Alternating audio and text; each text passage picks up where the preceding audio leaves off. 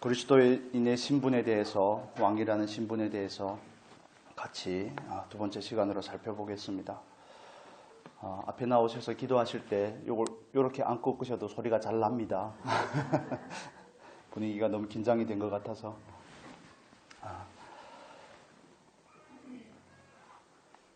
그리스도 안에서 하나님께서 우리를 택하시고 우리를 부르시고 우리에게 왕이라는 신분을 허락하신 것을 여러분 다 믿으십니까? 우리가 원하지 않았을지는 모르지만 그러나 하나님께서 우리에게 일방적으로 주신 것입니다. 우리에게 주셔서 우리를 왕으로 부르시고 우리를 왕으로 세워가는 것이 하나님께서 저와 여러분이 신앙생활을 하는 일생의 여정 가운데 우리에게서 일어나는 일들입니다. 그래서 모든 그리스도인은 왕같은 제사장입니다. 우리는 왕으로 부름을 받았고 왕으로 세워지는 것을 연습해야 되는 것입니다.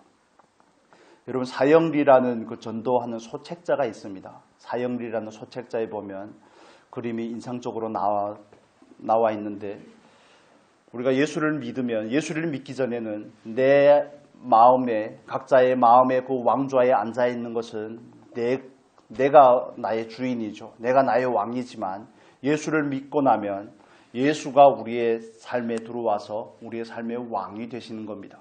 그런데 그게 말처럼 그러기 쉽지가 않잖아요. 때로는 예수님을 물리치고 우리가 그 자리에 올라가 앉을 때가 얼마나 많습니까? 예수님이 명색으로만 왕이지 왕이 아니실 때가 너무 많은 겁니다. 여전히 내가 왕 노릇할 때가 너무 많은 것이죠. 왕이라는 표현이 우리에게 익숙하지 않기 때문에 주인이라는 표현으로 바꿔도 들리지 않습니다. 내가 주인된 삶으로 살아갈 때가 너무 많습니다. 예전에는 우리가 스스로에게 있어서 다 주인이 되고 심지어는 나에게만 주인이 되는 것이 아니라 다른 사람에게까지도 내가 주인이 되고자 하는 것. 이건 타락한 육체가 가지는 본성입니다. 하나님이 되고자 하는 것, 하나님처럼 경배를 받고자 하는 것. 이건 타락한 육체가 우리 가운데, 우리의 마음속 깊은 곳에 내재되어 있는 이 본성들인 것이죠. 자기만 왕이 될 뿐만 아니라 다른 사람도 자기를 추앙하기를 원하는 것이 우리가 가진 본성입니다. 그런데 그런 타락한 본성 가운데 하나님께서 생명의 빛으로 그 본성을 꿰뚫고 우리 안에 찾아오신 줄로 믿습니다. 그래서 성령께서 우리의 영과 하나가 되어서 우리에게 새 생명을 부여하셨고 우리를 왕의 자리로 초대하신 것입니다. 그래서 우리는 그 부름을 받고 하나님께서 우리에게 주시는 왕이라는 신분을 가지고 일생을 살아가면서 왕이라는 그 신분에 걸맞는 능력을 갖춘 왕으로서 세워져 가는 것이 저와 여러분의 신앙의 여정인 것입니다. 그래서 모든 그리스도인은 그 누구든지 다 하나님 앞에서 왕이 되어야 되는 겁니다. 여러분 믿으십니까? 이 부분에 대해서 자꾸 말씀을 드리는 것은 너나 왕이 되셔요. 왕이라는 사실에 대해서 내가 인정을 하지 않으면 절대 왕으로서의 삶을 살 수가 없습니다. 비록 살 수 없지만 하나님이 주신 은혜가 많고 풍성하지만 그 은혜에 마땅히 화답하지도 못하고 그 은혜가 얼마나 큰지도 알지도 못하고 예배하고 하나님을 찬양하고 하나님 앞에 나를 드리는 삶이 너무 지극히 당연한 것이라고 성경이 말해도 거기에 대해서 우리는 미동도 안 하고 정말 반응도 별로 시원치 않게 하고 받은 은혜가 큼에도 불구하고 그 은혜에 화답하는 삶으로 나아간다고 하지 못할지라도 왕은 왕인 것입니다. 그 신분은 절대 바뀌지 않는 것입니다. 그래서 우리가 이 부분에 있어서 먼저 인정을 해야 되는 것입니다. 내가 못났지만 왕족으로 났구나. 내가 왕이구나. 그 사실을 먼저 인정을 한 것부터 비롯되는 것입니다. 실력이 없으면 실력을 갖추면 되는 것입니다. 아직 온전하지 않으면 온전하게 하나님께서 만들어 가실 것입니다. 태어나서부터 되는 게 아니죠. 신분은 있지만 우리의 삶에서 정말 왕된 모습으로 살아가는 것 결코 만만치 않은 과정이 있다는 사실을 우리가 이해를 하면 좋겠습니다. 그래서 먼저 그 신분에 대해서 수용할 수 있는, 받아들일 수 있는 믿음이 저와 여러분에게 있기를 바랍니다. 모든 그리스도인은 다 하나님을 왕으로 모신 부왕의 권세를 가진 사람인 줄로 믿습니다. 그래서 이 부분에서 첫 단추가 제대로 되어 있지 아니하면, 제대로 잠궈져 있지 아니하면 그 다음 다리로 나아갈 수가 없는 것입니다.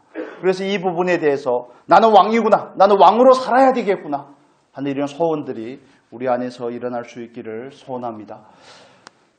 그 사실을 알고 그렇다면 어떻게 왕으로 살 것인가? 이 질문으로 나아가야 되는데 그냥 환경에도 치이고 사람의 한두 마리 말에도 치이고 내 안에 있는 자존심을 조금만 긁어도 삐지고 쉽게 상처를 입고 정말 다른 사람이 나를 조금만 무시해도 정말 견딜 수 없는 그런 모습들이 우리의 모습이라면 이건 왕으로서 살아가는 모습이 아닙니다. 그건 하나님께서 원하시는 그 모습이 아니라는 것이죠. 잠깐 영향을 받을 수 있지만 예수를 믿으면 믿을수록 어떻게 고집이 점점 더 세지는지, 예수를 믿으면 믿을수록 어떻게 자기가 더 완고해지는지, 자존심은 더 강해지고 있는지, 하나님은 어떻게 하든지 우리를 낮추려고 하는데 어떻게 하든지 육체를 깨뜨리고 내 안에는 생명으로 사는 자리로 우리를 초대해 가고 있는데, 그렇다면 저와 여러분이 사는 삶 가운데서 하나님께서 우리를 낮추는 거 복입니까? 아닙니까?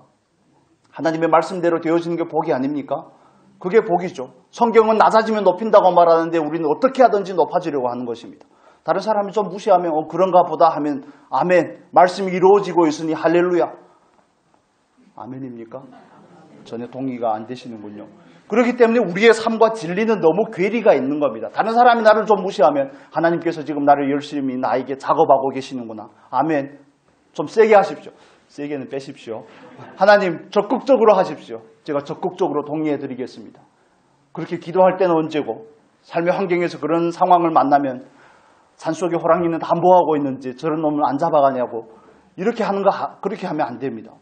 여러분, 우리의 삶에서 우리가 왕이 된다는 의미는 하나님의 말씀의 통치가 우리 안에서 이루어지는 것입니다. 말씀이 뭐라고 하면 내 안에서 그게 아멘이 되는 것이 왕으로서 살아가는 삶의 가장 근본적인 기준이 되는 겁니다. 여러분, 우리의 삶 가운데서는 말씀이 이루어지고 있습니까? 말씀이 실제로 경험이 되고 있습니까? 여기에 우리는 관심을 가져야 되는 것입니다. 정말 하나님께서는 끊임없이 우리에 대해서 우리를 낮추고자 하고 우리가 가진 육체의 본성들을 거절하라고 하고 그런 부분들에 깨뜨린다는 게 뭘 의미합니까? 깨뜨리기 위해서는 어떤 과정이 필요하죠? 외부적인 물리적인 충격을 받아야 됩니다. 타격을 받아야 됩니다. 그래야 깨집니다. 다른 말로 하면 누군가 내 자존심에 상처를 줘야지 내 안에 자존심이 아직도 시퍼렇게 살아있다는 사실을 알게 되고 그래야지 비로소 깨어지게 되는 겁니다.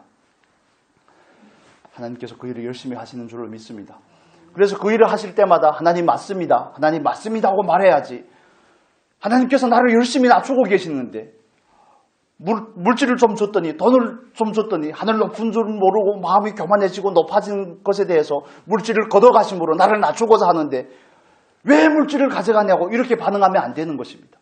그러면 하나님의 그 낮춤에 대해서 우리가 온전히 반응하고 있지 못하는 것입니다. 하나님, 나는 좀 유명세를 타고 싶은데 좀 다른 사람도 알아주고 인정해주는 사람이 되고 싶은데 하나님 왜 나로 하여금 이렇게 비천한 자리에 처하게 하십니까? 그 부분에 있어서도 마찬가지입니다. 하나님, 난 좀 돈을 많이 가졌으면 좋겠는데 명예가 좀 있었으면 좋겠는데 다른 사람보다 탁월한 능력을 가졌으면 좋겠는데 모든 것은 우리의 욕망에서 비롯된 것입니다. 하나님은 그 부분에 대해서 우리를 낮추기를 원하시는 것입니다. 그게 결코 낮춘다는 것, 그걸 걷어간다는 것이 아니라 그게 결코 우리에게 자랑거리가 되지 않는 것을 말하는 것입니다. 부자라도 겸손한 사람이 있습니다. 물질을 많이 가진 사람이라도 겸손한 사람이 있습니다. 능력을 많이 가진 사람이라도 겸손한 사람이 있습니다. 높은 명예를 가져도 정말 평생 동안 하나님 앞에서 겸손하게 섬기는 사람들도 많죠. 우리가 가졌느냐 못 가졌느냐가 문제가 아니라 우리의 마음이 하나님 앞에서 너무 높기 때문에 하나님께서는 그 부분에 있어서 우리에게 그 작업을 하고 계시는 겁니다. 우리 안에서 그 구원을 이루어가고 계시는 것입니다. 여러분, 저와 여러분 안에서 그 말씀이 이루어지는 놀라운 은혜가 있기를 바랍니다.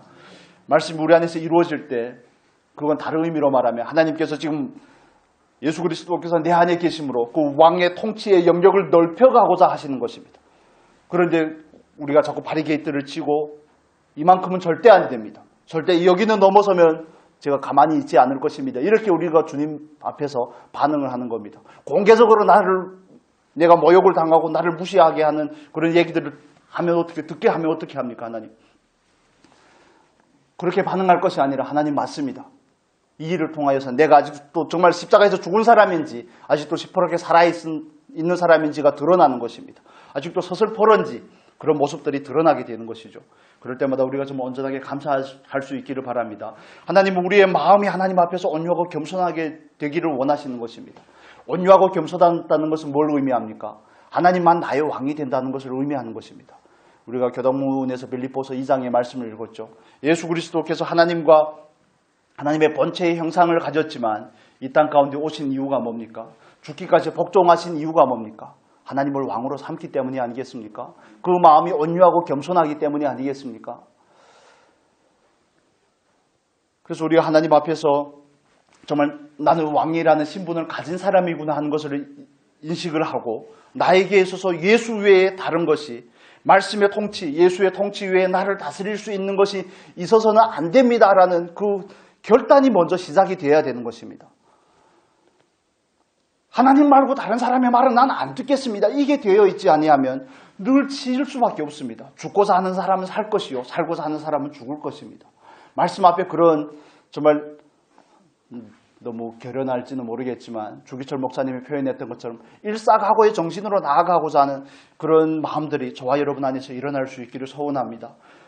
그렇게 하나님의 말씀 앞에 진지하게 서고자 해야지 우리는 비로소 그 자리로 나아갈 수가 있습니다. 하나님 앞에서 우리가 왕된 삶으로, 왕의 삶으로 온전하지 않고 능력이 부족하고 미숙하다 할지라도 왕의 신분에 걸맞는 삶으로 나아가기 위해서는 내 안에 하나님께서 왕이 되셔야 된다는 사실에 대해서 우리가 온전히 동의를 해드려야지 그 일이 비로소 시작이 될 수가 있습니다. 하나님은 우리 안에서 여러분 자녀들이 밖에 나가서 왕따를 당하든지 괴롭힘을 당하면 부모 심정이 어떻습니까? 할렐루야 감사합니다 이렇게 나옵니까? 그렇지 않죠. 하나님께서도 마찬가지 아니겠습니까?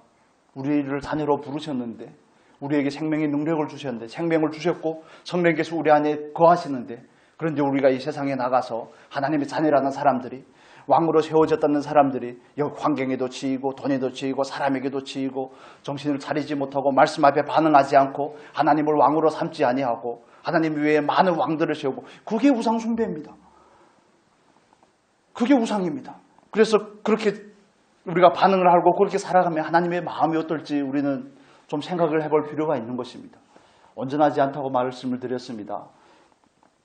결코 그렇게 사는 것이 그리스도인의 삶이 아니라는 것에 대해서 먼저 온전한 동의가 있기를 소원합니다. 그걸 동의해 드리시기를 바랍니다. 그렇습니다. 하나님 이제부터 제가 왕답지 않을지라도 왕으로 살겠습니다. 하나님께서 우리에게 나에게 주어진 일상 가운데서 나를 깨뜨리시고자 할 때마다 내 안에서 하나님의 그 통치의 영역을 넓혀갈 때마다 정말 아무 용고도 없는 사람이 나에게 상처를 주고 나를 모욕하고 비방하고 내 자존심을 긁을 때마다 하나님 지금 하나님께서 그 놀라운 일을 하고 계심을 나로 하여금 믿음으로 고백하게 하여 주십시오. 이 기도가 저와 여러분의 기도가 되어야 됩니다. 하나님께서 나를 낮추시면 어디까지든지 낮아지겠습니다. 이 마음이 저와 여러분 안에 있어야 되는 것입니다. 아멘입니까? 그래야지 비로소 시작이 되는 겁니다. 이 마음의 욕심이나 욕망을 따르면 정말 모든 것을 가지고 싶고 모든 것을 누리고 싶고 모든 것을 다 할 수 있을 것 같습니다. 다 했으면 좋겠습니다. 그런데 하나님은 우리에게 한계를 주셨다는 게 저와 여러분에게 있어서 놀라운 축복임을 믿으시기를 바랍니다. 그래서 하나님은 오늘도 우리 안에서 우리를 왕답게 만들어가고 계십니다. 왕이라는 사실 절대 잊으시면 안 됩니다. 그래서 나를 왕답게 만들어갑니다. 그 왕답게 만들어가는 모습이 뭡니까? 내 안에 왕이 아닌 다른 왕들을 제거하는 것으로 시작이 되는 겁니다. 내 안에 주님 아닌 다른 왕들을 그 우상들을 제거하는 것으로부터 시작이 되는 것입니다. 하나님께서 야곱에게 바단 아람으로 가는 그 야곱에게 찾아오셔서 그를 만나주시죠. 베델에서 그를 만나주시지 않습니까? 정말 지치고 힘든 그 나그네 길에 베개가 되어주신 예수 그리스도 그에게 환상 가운데 나타나서 하나님께서 그에게 약속을 주시죠. 내가 너를 반드시 이곳으로 돌아오게 하리라고 말씀을 합니다. 야곱이 거기서 또 11조에 대한 서원을 하고 하지만 그러나 야곱이 하나님의 은혜로 라반이 집에서 20년 동안 고생을 하다가 다시 돌아오고 나서는 어디로 갑니까? 베델로 가야 될 야곱이 어디에 거하죠? 숫곳에 거합니다. 10년 가까이를 숫곳에 거하고 헤매게 되는 것입니다. 거기에서 어떤 일들이 일어납니까? 하나님께서는 육체의 잠 가운데 빠져있는 그 야곱을 깨워내시죠. 디나라는 유일한 그 외동딸을 통해서 그런 일들을 경험하게 하고 야곱으로 하여금 그 집안 안에 난무한 그 우상들이 드러나게 하시는 겁니다. 그렇습니다. 하나님은 오늘도 우리 안에서 진정한 왕이 되기를 원하시기 때문에 우리 안에 하나님이 아닌 다른 왕들에 대해서 제거하는 작업을 하고 계시는 겁니다. 우리는 우리 안에서 무엇이 왕이 되어 있는지조차 잘 모를 때가 너무 많습니다. 각자의 성향이 다 다르고 육체에서 나타나는 그 특성들이 다 다르기 때문에 그렇습니다. 정말 말씀 앞에 앉아서 성령 앞에서 그런 부분들이 드러날 수 있기를 바랍니다. 그걸 기도하셔야 됩니다. 왜냐하면 하나님께서 우리의 삶 가운데서 그 부분을 가장 많이 다루기 때문에 그렇습니다. 그 부분이 제대로 변화가 되어 있지 않고 그 부분이 내려놔 있지 않으면 그 부분을 계속 다룹니다. 어떤 분들은 돈에 대해서는 욕심이 없는데 명예에 대해서 욕심이 있습니다. 어떤 분들은 명예는 괜찮은데 먹고 마시는 거 아무렇게 먹고 기준을 낮춰도 괜찮은데 돈이 없으면 못 살 것 같은 분들이 있습니다. 어떤 분은 정말 자기가 어떤 중책을 맞지 아니하면 견딜 수 없는 분들이 있는가 하면 그와 반대로 중책을 맞지 않아도 일상의 삶이 평안하면 좋겠다는 그런 분들이 있습니다. 다 다르지만 그러나 그게 거룩한 삶이 아닙니다. 그게 온전한 삶이 아닙니다. 왕으로서 나타나는 그 특성들이 다를 뿐입니다.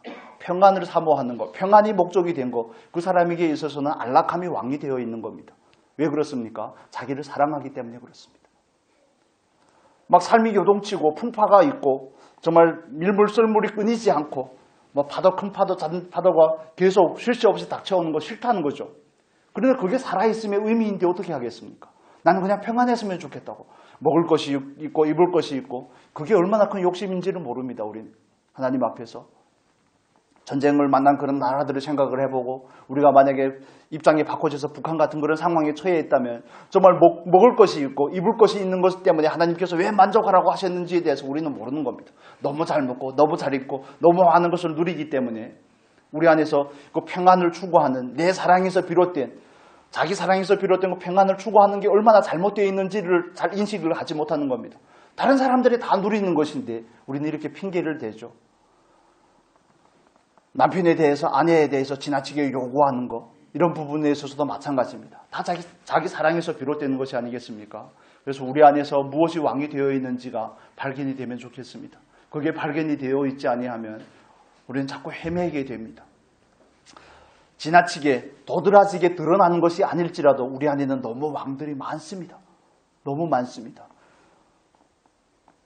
그 욕망으로 비롯한 그 욕망에서 비롯된 자기 애에서 비롯된 왜곡된 자기 애에서 비롯된 그 모습들이 갖가지가 우리 안에 세워져 있는데 주님께서 우리 안에 오셔서 그 주님 외에 다른 것들을 다 정리하려고 하는 것입니다. 그게 가나안 땅을 정복한다는 영적인 의미입니다.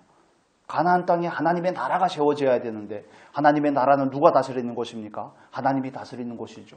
그런데 그곳에 어떤 사람들이 살고 있습니까? 가나안 7족속이 살고 있습니다. 또 옆에는 막강한 블레셋까지 거기에 있습니다. 거기를 정리하고 거기가 하나님의 나라가 되기 위해서는 그분들을 다 몰아내야 되는 것입니다. 우리 안에도 똑같이 그 일들이 이루어지고 있는 것이죠. 여러분 하나님께서는 우리 안에 왕 되기를 원하시는 줄로 믿습니다. 온전한 통치가 우리 안에 이루어지기를 원하시는 것입니다. 그렇기 위해서는 우리가 하나님 앞에서 정말 종된 자리로 나아가야 됩니다. 하나님만이 나의 왕입니다. 하나님 외에 그 어떤 것은 내가 왕으로 삼지 않겠습니다. 그렇게 살 수 없다고 할지라도 그 의지와 마음의 결단을 가지시기를 바랍니다. 다니엘은 어린 나이에 바벨론으로 포로가 되어갔습니다. 남유다가 3번의 포로기를 걸치는데 다니엘과 다니엘의 세 친구들은 제일 먼저 포로로 잡혀간 부류에 속하죠. 그들은 그 땅으로 포로가 되어가서 정말 그 왕의 은혜를 입어서 궁정에서 살게 되고 호의호식하고 정말 학사로 세워지는 그 일련의 과정을 밟지만 다니엘의 마음은 늘 불편한 겁니다. 왜 불편한 것입니까?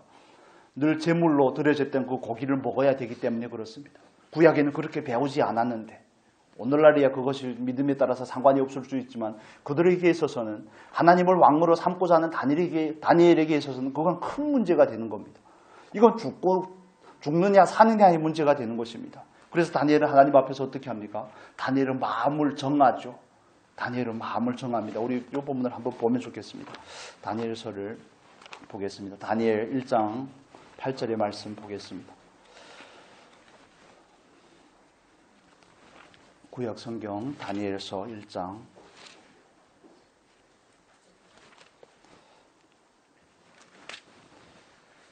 구약 성경 86페이지 좌우입니다. 우리 1장 8절의 말씀 같이 보겠습니다. 같이 읽겠습니다. 다니엘은 뜻을 정하여 왕의 음식과 그가 마시는 포도주로 자기를 더럽히지 아니하리라 하고 자기를 더럽히지 아니하도록 환관장에게 구하니. 아멘. 그 다음 9절에 보면 이렇게 되어 있습니다.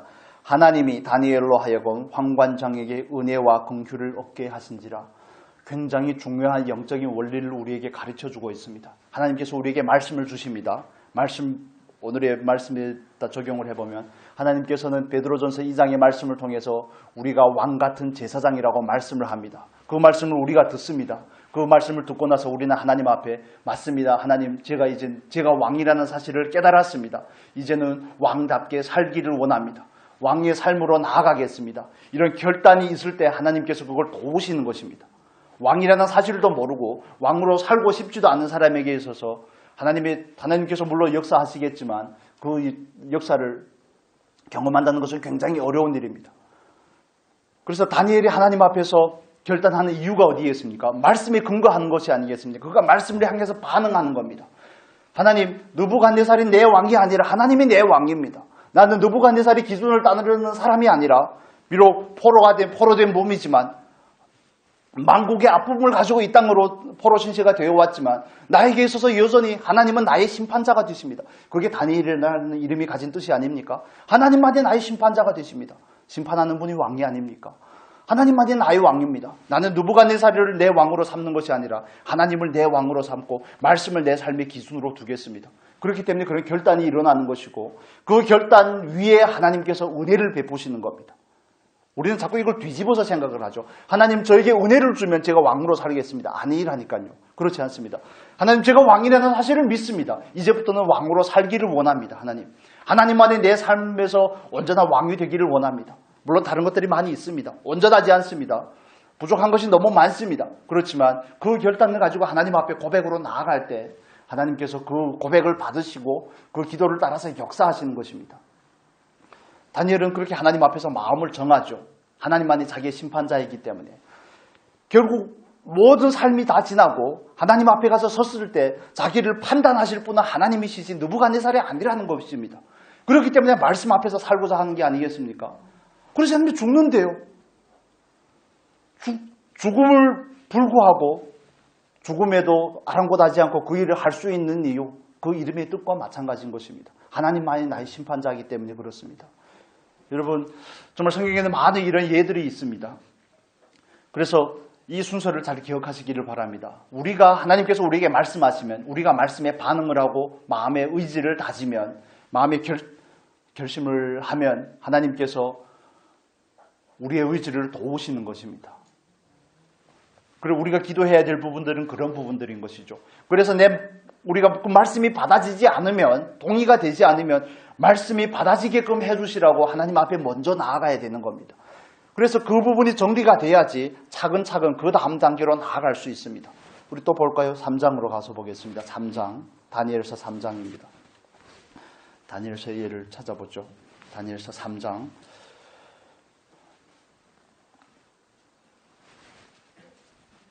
3장 5절의 말씀을 보겠습니다. 3장 5절, 6절의 말씀을 같이 보겠습니다. 너희는 나팔과 피리와 수금과 삼현금과 양금과 생황과 및 모든 악기 소리를 들을 때에 엎드려 느부갓네살 왕이 세운 금신상에게 절하라. 누구든지 엎드려 절하지 아니하는 자는 즉시 맹렬히 타는 풀무불에 던져 넣으리라 하였더라. 아멘. 그래서 그 소리를 들을 때마다 모든 백성과 나라들과 각 언어를 말하는 자들이 나팔과 피리와 수금과 삼현금과 양금과 및 모든 악기 소리를 듣자 곧 느부갓네살 왕이 세운 금신상에게 엎드려 절하더라. 느부갓네살 왕의 높이가 이게 60규빗이면 30m입니다. 그리고 너비가 6규빗이면 3m죠. 높이는 30m, 너비는 3m가 되는 신상을 세우고 모든 백성들이, 모든 자기가 통치하는 그 백성들이 거기에 절하기를 원하시는 것입니다. 절하지 아니하면 어떻게 한다고요? 풀무불에 집어넣는다고 그러죠. 죽는다는 것입니다. 그런데 다니엘과 다니엘의 세 친구들은 어떤 결정을 합니까? 우리 16절에서 18절 보겠습니다. 16절에서 18절 우리 같이 읽겠습니다. 사드락과 메삭과 아벳느고가 왕에게 대답하여 이르되 느부갓네살이여 우리가 이 일에 대하여 왕에게 대답할 필요가 없나이다. 왕이여 우리가 섬기는 하나님이 계시다면 우리를 맹렬히 타는 풀무 가운데서 능히 건져내시겠고 왕의 손에서도 건져내시리이다. 그렇게 하지 아니하실지라도 왕이여 우리가 왕의 신들을 섬기지도 아니하고 왕이 세운 금신상에게 절하지도 아니할 줄을 아옵소서. 아멘. 모든 백성이 절하든 모든 나라가 모든 언어와 방언을 가진 사람들이 다 절한다고 할지라도 우리는 안 하겠습니다라는 것입니다. 왜냐하면 그들에게 있어서는 다른 왕이 있기 때문에 그렇습니다. 표면적으로는 녹을 먹는 신하가 어떻게 왕의 말을 안 듣습니까? 세상의 윤리로 말하면. 그러나 그들에게는 그것보다 더 높은 가치가 있는 것입니다. 느부갓네살 위에 그들에겐 다른 왕이신 하나님이 계시는 것이죠. 그래서 다른 사람들은 어떻게 할지 우리는 잘 모르겠습니다. 우리가 금신상에 절하지 아니하므로 당신이 우리를 불에 집어넣을 텐데 하나님께서 우리를 도와주시면 오케이고 도와주지 않는다고 할지라도 anyway 괜찮습니다. 아무렇지도 않습니다. 왜냐하면 우리는 그냥 종으로서 해야 될 그 마땅한 의무를 드렸을 뿐이지 결코 자랑할 일이 아닌 것입니다. 그래서 이게 우리가 좋아하는 표현이죠. 18절에 그렇게 하지 아니하실지라도 개혁개정판 번역이 별로 마음에 안 들죠. 그리하지 아니하실지라도 더 깔끔한데 그리하지 아니하실지라도 하나님을 왕으로 삼지 아니하면 이런 결연한 삶을 나올 수가 없습니다. 한국교회에서 주기철 목사님께서 순교하기 전에 장로교회에서 그 결의를 한 겁니다. 신사 참배에 대해서 결의를 한 겁니다. 정말 부끄러운 과거인 것이죠. 물론 많은 그 과장된 일들이 있지만 그러나 당신들이 하든지 안 하든지 나는 안 하겠다는 거 아니겠습니까? 그래서 일사각오의 정신으로 나아가는 것입니다. 주기철 목사님은 순교자가 되셔서 많은 사람에게 존경의 대상이 되었을지 모르겠지만 존경의 대상이 되었죠. 그래서 주기철 목사님의 손주이신 분도 신학교 교수님으로 장신대에서 교수로 재직하고 계시는데 그래서 주기철 목사님 그 아드님이신 그 장로님이 한 분 계시는데 그분이 쓴 책이 지금 제목이 잘 생각이 나지 않습니다. 그분이 그 간증집에서 얘기하는 게 뭐냐면 아버지가 죽고 나서 얼마나 감시를 많이 받았던지 여기저기 이사 다니면서 얼마나 모진 고통을 겪었던지 어린 나이에 자기는 이해를 할 수가 없었다는 겁니다. 아버지가 죽으셔서 물론 그게 쉬운 것은 아니지만 순교를 하셔서 많은 사람들에게 존경의 대상이 되었겠지만 남겨진 아내와 그 자녀들은 어떻게 하냐는 것이죠. 그래 어릴 때는 많이 이해를 할 수 없어서 많이 원망을 했다는 것입니다. 그렇습니다. 다른 사람들이 어떻게 세상의 풍조가 뭐라고 하든 다른 사람들이 뭐라고 하든 그건 우리와 관계가 없습니다. 우리는 세상의 풍조를 따라 사는 사람이 아니기 때문에 그렇습니다. 우리는 하나님을 왕으로 모시고 하나님의 그 말씀이란 질서 안에 우리를 두기로 작정한 사람들이고 그것을 위해서 부름받은 사람들이라는 것입니다. 그런데 우리의 촛대와 우리의 목적과 그 기준은 너무너무 많이 바뀝니다. 갈대와 같습니다. 기도할 때는 의지를 드리고 마음을 정하지만 돌아가면 그 의지는 온데간데 없이 사라지죠. 또 말씀의 기준이 아닌 나의 기준을 따르는 것입니다. 그게 곧 신상에게 절하는 게 아니겠습니까? 왕이 명령한다고 다 합니까? 아니요. 우리는 하나님 앞에서 반응하는 사람들입니다. 우리는 하나님을 왕으로 삼기로 의지를 정하고 그 의지를 따라 살고자 하는 사람들입니다. 그래서 다른 사람들이 안 하더라 할지라도 우리는 안 하겠습니다. 다른 사람들이 할지라도 우리는 다른 사람들이 안 할지라도 우리는 하겠습니다 하는. 그래서 그 유일한 기준은 하나님을 왕으로 삼느냐 삼지 않느냐에 있는 것이죠. 여러분 저와 여러분이 삶이 어떤지 돌아보는 은혜가 있었으면 좋겠습니다. 정말 많은 은혜를 주시는데 은혜대로 살지 못하는 것 때문에 얼마나 애통하는 마음들이 생기지 않습니까? 우리가 추수감사절을 지냈지만 추수감사절을 맞이하면서도 내 안에 감사가 없음에 대해서 추수감사절 1년 1을 돌아보면서 하나님께서 먹을 것을 주시고 호흡을 주시고 의복을 주시고 좋은 환경을 주시고 너무 아프지 않게 지켜주시고 굳이 열거를 하자면 너무 많지만 그러나 그건 우리는 너무 당연한 권리라고 생각을 하면서 살아가기 때문에 하나님을 향해서 감사가 없습니다. 12월 달에 추수감사절 다시 한번 한다고 해도 여전할 것입니다. 왜냐하면 그분을 왕으로 삼지 않고 있기 때문에 그렇습니다. 그분이 왕으로서 모든 것을 나에게 주신 것이라는 것을 잘 이해하지 못하기 때문에 그렇습니다. 고린도전서 4장 7절에는 뭐라고 말합니까? 너희에게 받지 아니한 것이 무엇이냐고 말합니다. 그렇게 반문을 하죠. 너희가 받지 아니한 것이 무엇이냐고 반문을 합니다. 여러분, 하나님께서 왕이 된다는 것은 우리를 그냥 왕으로 부르고 우리에게 모든 것을 공급한다는 것을 의미하는 것입니다. 우리는 그분의 통치에 복종해야 되는 것이고, 왕으로서 하나님 우리를 다스릴 뿐만 아니라 우리의 모든 것을 공급하시는 분이 왕이 하는 역할이 아니겠습니까? 그런데 우리가 거기에 온전하게 반응하고 있는지 생각해 볼 필요가 있는 것입니다. 여러분, 모든 것이 은혜인 줄로 믿습니다. 모든 것이 은혜입니다. 모든 것은 왕 대신 하나님께서 우리에게 베푸신 그분의 긍휼의 결과이죠. 자비의 결과인 것입니다. 우리에게서 비롯된 것은 아무것도 없습니다. 그런데 우리가 하나님 앞에서 나는 과연 그분을 왕으로 삼고 그분 앞에서 정말 온전히 반응하고 있는지 살펴볼 필요가 있습니다. 그래서 정말 그분을 왕으로 삼고자 하면 세상과 타협하지 않는 그 믿음의 자리까지 나아갈 수 있기를 바랍니다. 정말 말씀이 아닌 것 외에는 절대 순종하지 않겠습니다. 절대 응하지 않겠습니다 하는 그 결연한 의지가 저와 여러분 안에서 다시 한번 솟아날 수 있기를 예수님의 이름으로 축복합니다. 이런 결단이 필요한 것입니다. 결단을 하고 나가서 실패할지라도 넘어지면 다시 결단을 하는 것입니다. 안 되면 다시 결단을 하는 겁니다. 다시 또 마음을 들이는 겁니다. 그런 과정을 통해서 성화가 일어납니다. 결단하고 실패하고 회개하고 결단하고 실패하고 회개하고 그런 과정 가운데 하나님께서 우리에게 긍휼을 베푸셔서 우리를 조금씩 변화시켜 갑니다. 우리가 이제는 예전보다는 조금 더 나은 모습을 경험하게 되는 겁니다. 그 하나님께서 우리에게 주시는 은혜이죠.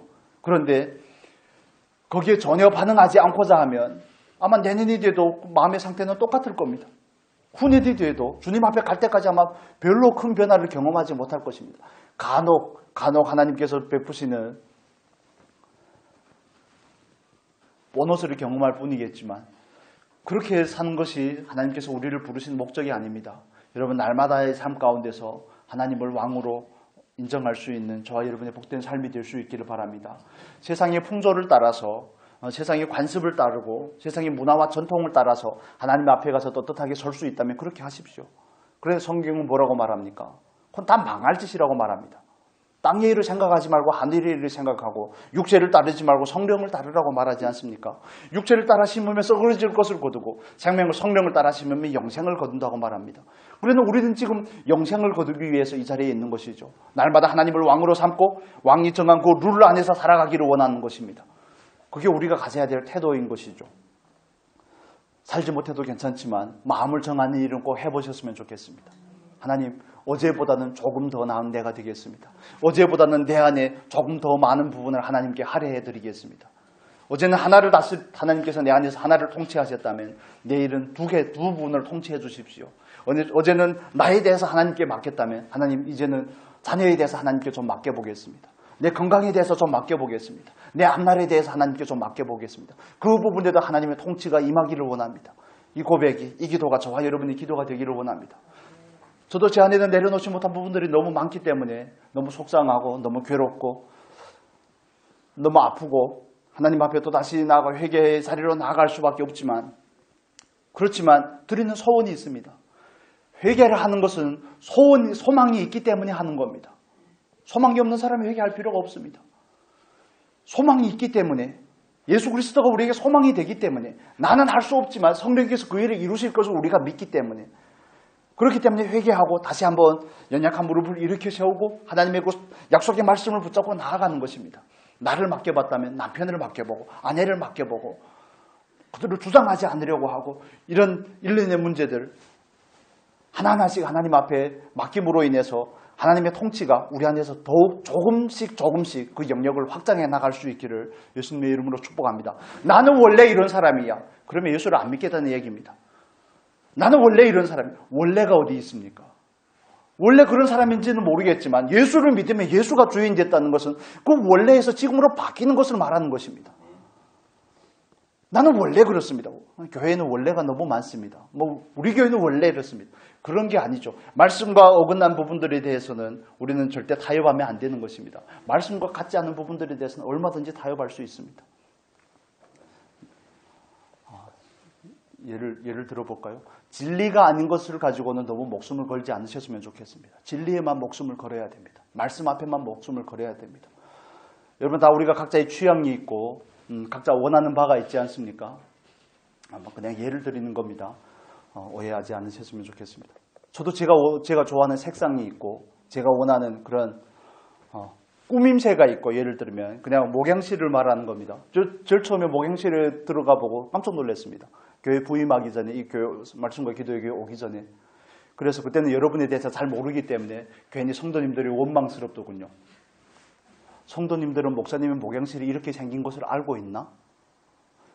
이 책꽂이는 70년 된 것인가? 인테리어를 화려하게 하라는 것을 말씀을 드리는 게 아닙니다. 들어가 보고 정말 놀랐습니다. 목사님이 그냥 소탈한 것은 알겠는데 성도들은 전혀 관심이 없으신가? 이런 생각이 드는 겁니다. 여러분 나무라는 것이 아니라 그렇습니다. 그러다가 후에 다시 마음을 바꿔 먹었습니다. 그래 이거 진리가 아니까 목숨을 걸 필요는 없지. 때가 되면 바꾸면 되는 것이고. 여러분 이해가 되십니까? 저 이거 누런 색깔 별로 마음에 안 듭니다. 왜 흰색을 안 했을까? 그렇지 않습니까? 그렇지만 이건 진리의 문제가 아닌 거예요. 누가 헌신을 했다고 감사해서 이런 황토색으로 헌신을 했는데 그러면 아멘하고 받으면 될 것이지 거기에 대해서 왈가왈부할 일이 아니죠. 바닥 색깔 별로 마음에 안 듭니다. 좀 더 깨끗하면 또 더러운 티가 너무 많이 나겠지만 그렇습니다. 그런 부분에 대해서는 좀 자유로울 필요가 있는 것입니다. 그런데 진리의 문제에 대해서는 절대 타협하면 안 되는 것입니다. 여러분 이해가 되시죠? 오해하지 않으셨으면 좋겠습니다. 마음에 안 들어 불편해하고 있구나. 아니요, 그런 거 괜찮습니다. 그런 거 별로 중요하지 않으니까요. 중요한 것은 말씀 앞에서 살기도 힘든데 사람의 마음에 안 드는 동, 인테리어가 마음에 안 드는 동, 환경이 마음에 안 드는 동 그럴 필요까지 없죠. 그런 것까지 거기에다까지 어떻게 내 마음에도 힘이 있습니다. 정해진 양이 있습니다. 그리고 거기까지도 그 힘을 쓰고 나면 어떻게 하나님의 앞에서 온전하게 반응할 수 있겠습니까? 가뜩이나 온전하게 살지 못하는데 그런 부분에 너무 신경을 쓰지 않도록 하시면 좋겠습니다. 그렇습니다. 우리는 하나님께서 우리에게 왕되심을 믿고 그분의 통치가 우리 안에서 이루어지기를 지고자 하는 그 소원을 가지시기를 바랍니다. 그렇다면 우리는 하나님 앞에서만 반응하겠습니다 하는 그 마음의 자세를 가지시기를 바랍니다. 하나님만 나의 왕입니다. 하나님만이 나의 유일한 기준입니다. 하나님께서 우리에게 주신 그 진리의 말씀만이 유일한 기준입니다. 이런 마음의 자세를 가지고 하나님 앞에 나아가야 되는 겁니다. 그다음 마지막 한 가지만 더 말씀을 드리겠습니다. 요셉은 어린 나이에 형들에게 팔려갑니다. 애굽으로 팔려가죠. 원래는 죽이려고 했지만 목숨을 부지한 것만 해도 은혜라고 할 수 있지만 그는 낯선 땅 애굽으로 팔려가게 됩니다. 그런데 그가 마침 팔려간 집이 시위 대장의 집이죠. 오늘날로 말하면 거의 국방부 장관이라든지 높은 직급을 가진 그 가정의 총무로 처음에는 총무가 아니었겠지만 그 어린 종에게 하나님께서 함께함을 보고 하나님께서 은혜를 베풀어서 가정의 총무가 되죠. 또 요셉이 좀 하늘옥을 했나 보죠. 그것으로 인해서 보디발의 아내가 요셉을 유혹하게 됩니다. 그럴 때 요셉이 어떻게 반응을 합니까? 제가 그 과정을 더 디테일하게 설명을 드리면 좋겠지만 요셉은 어떻게 반응을 합니까? 성경 우리에게 놀랍게 말씀을 합니다. 우리 한번 보겠습니다. 창세기 39장 보겠습니다. 창세기 39장. 창세기 39장 10절의 말씀을 보겠습니다. 39장 10절 같이 읽겠습니다. 여인이 날마다 요셉에게 청하였으나 요셉이 듣지 아니하여 동침하지 아니할 뿐더러 함께 있지도 아니하니라. 아멘. 11절에 보면 이렇게 말씀을 합니다. 그러할 때라는 것은 보디발의 아내가 날마다 요셉에게 청하는 것을 말하는 것이죠. 그러할 때에 요셉이 그의 일을 하려고 그 집에 들어갔더니 그 집 사람들은 하나도 거기에 없었더라. 성경은 뭘 강조하고 있습니까? 그 집에 사람들이 없었다는 겁니다. 사람들이 없지만 누가 있습니까? 하나님이 있습니다. 사람이 없지만 사람은 하나도 없지만 하나님은 늘 그와 함께 하고 계시죠. 하나님께서는 늘 요셉과 함께 하고 계시는 겁니다. 그래서 우리가 하나님 앞에 왕으로 살기 위해서 한 가지 중요한 것은 이런 표현이 적절할지는 모르겠습니다. 하나님의 눈치만 보는 것입니다. 여러분 이해가 되십니까? 하나님은 어떻게 생각하실지 하나님께서 하나님에게만 초점을 맞추고 문제를 바라보는 것입니다. 사람들은 없다니까요. 사람들이 없습니다. 그렇지만 우리의 양심이 누구를 향해서 깨어 있어야 되는 겁니까? 하나님을 향해서 깨어 있어야 되는 것입니다. 다른 사람들은 뭐라고 하겠죠. 뭐 기독교인들은, 그리스도인들은 유난을 부린다고 할 수 있겠지만, 아니요, 사람들이 뭐라고 하는 거 다 괜찮습니다.